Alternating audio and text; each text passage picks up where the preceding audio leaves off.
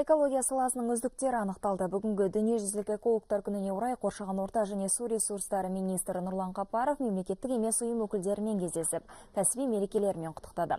Бас эколог министрлік пен аумақтық органдардың бірқатар қызметкерінің кеудесіне экология саласының үздігі төс белгісін тағып, алғыс хаттармен марапаттады. Қоршаған ортаны қорғау саласындағы өзекті мәселелерді жариялауда атсалысқаны үшін біздің арна ұжымы да құрмет грамотасына ие болды. Кездесу барысында министрлік пен қоғамдық ұйымдар арасындағы қарым-қатынастың көкжиегі талқыланды.